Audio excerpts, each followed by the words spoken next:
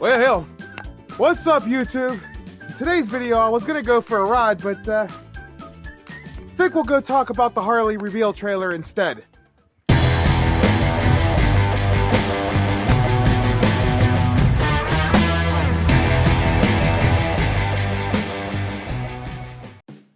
How's it going, YouTube? My name is Super Kyre, and it's kind of a crappy day here in southwestern Pennsylvania. So I figured it would be a good time to review that reveal trailer that Harley put out a few days ago.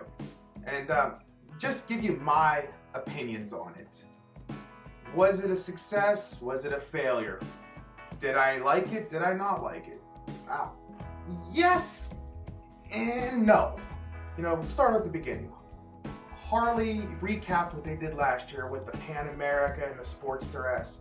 And to be honest, I absolutely love those bikes. I do. I can't wait to throw a leg over the Pan America. In fact, it's part of the reason why I decided to start this YouTube channel, because I want to get out there, I want to adventure more, and I want to do it with you guys. So I want to ride more bikes, and the Pan America is definitely one of the bikes at the top of that list. The Sportster is another one of those bikes. However, I am a little bit afraid that my 6'5", 270-pound frame isn't going to fit very well on one of those. But I want to give it a shot anyway, because you can't argue with some of those numbers. So anyway, moving on, Harley also recapped their Icon series with that bike that they released last year that looked fantastic. An old throwback to the old Electric Glide, and beautiful bike. I love that bike. Seen a few of them in person. Mwah. Gorgeous bike. So then they also recapped the Street Glide with that Arctic Blast paint job, that they're only doing 500 of them. I can appreciate that they're only doing 500 of them, but yeah, I mean, I don't know what the prices on those Arctic Blast paint jobs are. I'm sure they're pretty high, knowing Harley, and I'm just not 100% sure that the value is there for some paint. More on that later. Oh, also Harley recapped the HD1 marketplace.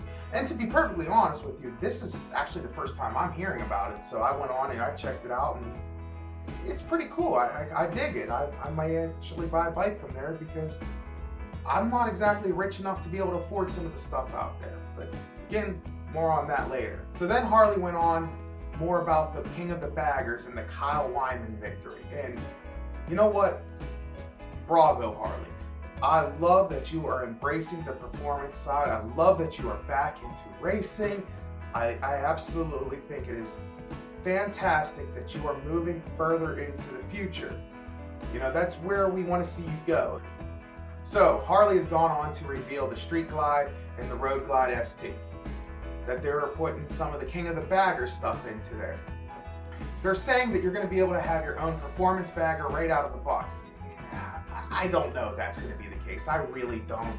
I mean, that King of the Bagger, the Kyle Wyman bike, is just top notch. I mean, even in the video, they were showing it had chain drive, looked like carbon fiber parts. 131 engine, which they did say that you could order, which I think is cool, because now you don't have to buy the bike and take the engine out and just throw it in the trash bin and go buy a new one. You could sell your old engine, I get it. You guys know what I mean. You're not wasting your money buying an engine you don't want.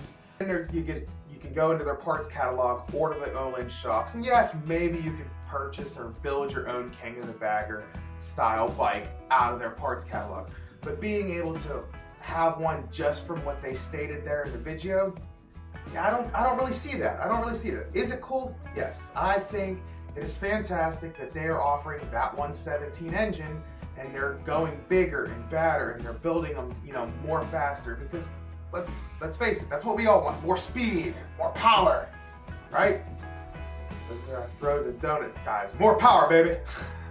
But yeah, we all want that. We can all appreciate more power. We can all appreciate more performance, more speed, more handling. But that segues us into the next section of it, the CVO bikes. Look, I'm gonna be honest with you.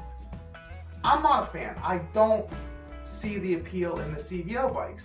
That being said, I actually do have a CVO bike sitting up in the garage, a 2014 Softail. But I still don't see the appeal. I mean, you're going to go out there and spend upwards of $50,000 on a CVO bike just to have the same bike that Johnny, your dentist, that drilled your teeth out the previous day and fixed those busted ass cavities, is also riding. I mean, CVO stands for Custom Vehicle Operations, right? So what's so custom about a bike that you're putting in mass production? And don't say, oh, it's limited production. Yes, I get it. Limited production. But do you know how many of those CVO Softail Deluxes I have seen riding around on the street exactly like the one I have? Come on, they're not that limited, y'all. I just don't see the appeal. It's not for me.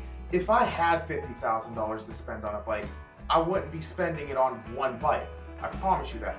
I'd go out there and I'd buy 2 or 3 different bikes and have different machines to ride. And I know so many people that are like that. I know so many people that would love to buy just the CVO and ride that. And okay, I get it, that's your flagship vehicle. But is it? I mean, now you're offering the 117 engine in the street glide, in the road glide, without having to get the CVO. I personally would spend my money over there. I don't know. I'm just saying you're gonna have to do something better with the CVO if you want it to be a flagship vehicle. And I don't think paint and some fancy gadgets and radios that you can literally just put something else into if you really wanted to go there. I'm sorry, it's just the value is not there for me. Are the bikes pretty? Yes, there's no doubt about it. The bikes are gorgeous, but they're just a little overpriced for me. It's just a status symbol. If you're into the status symbol and be like, hey, look at me, how I'm Gotti, I'm John Gotti, bitch, then sure, go for it. If you want to be a baller, yeah, man, go for it. That's all you, but it's not for me. I don't really care about having the status symbol of a pretty shiny diamond necklace dangling around my neck. So let's get on to the big reveal of the Harley trailer. The one we all have been waiting for, the one we all actually knew was coming, right? The Lowrider S and Lowrider ST. So the Lowrider S, they took away the horrific, ugly center console on that gas tank, which is the one thing I have said ever since I first laid eyes on that bike. That just ruins the lines of that bike.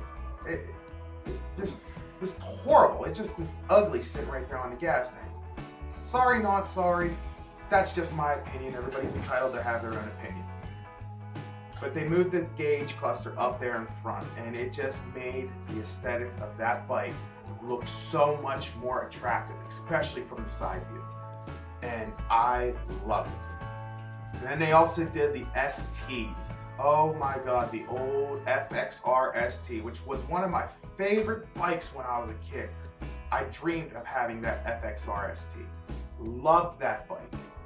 I knew a couple people that had one when I was growing up, and it was fantastic. It was just a gorgeous bike. One of the bikes that got me into wanting to ride motorcycles when I was a kid. And I love that you guys are throwing back to that. That fairing looks awesome. The stereo in there, I can't wait to see it. I can't wait to hear what it sounds like. That bike I am definitely a fan of, and I can't wait to throw my leg over that one. So yes, a bravo on that one, Harley. I think you did a wonderful job. I cannot wait to see it in person, because I don't know if the pictures will do it justice, but time will tell, right? So then they decided to announce some of their Harley gear and stuff, which I'm not a fashionista.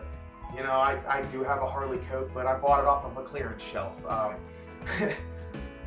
That's not for me.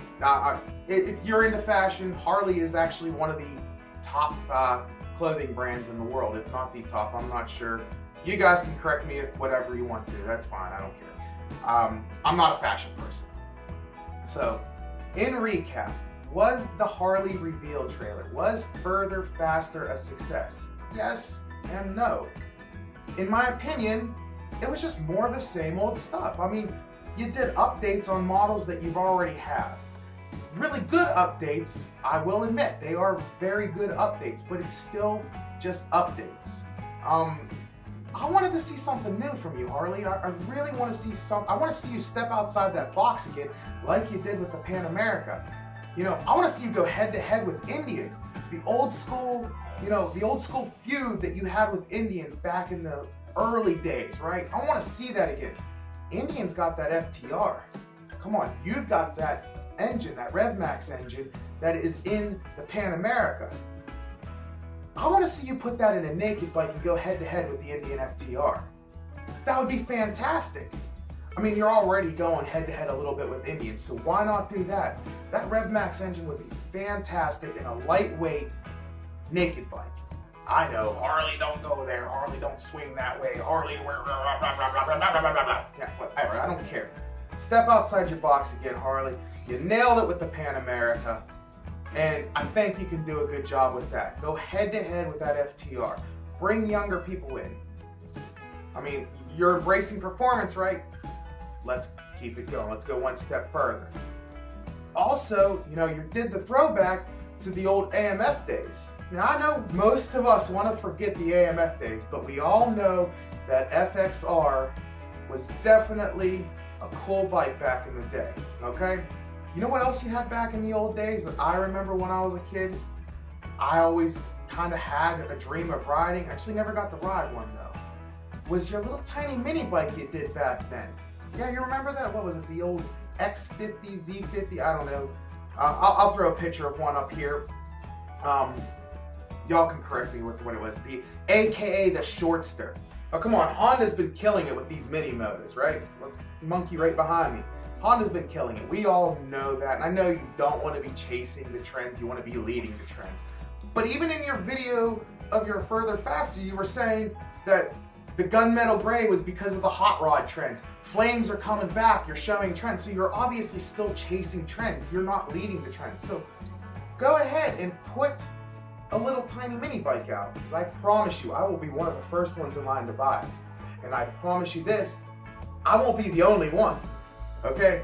I guarantee you, every time I ride this stupid little tiny bike, people are out there loving it. And I get so many compliments, so many questions. I don't really get a lot of hate, surprisingly, from the Harley crowd. I don't know, it is what it is. I'm just an idiot that likes to ride motorcycles, so I don't know. But anyway, I'd like to see you step outside your box more, Harley. I know you can do it. We've seen you do it. The Further Faster was cool, but it was more the same. I hope to see more coming later on in 2022. Till next time, YouTube, keep having fun.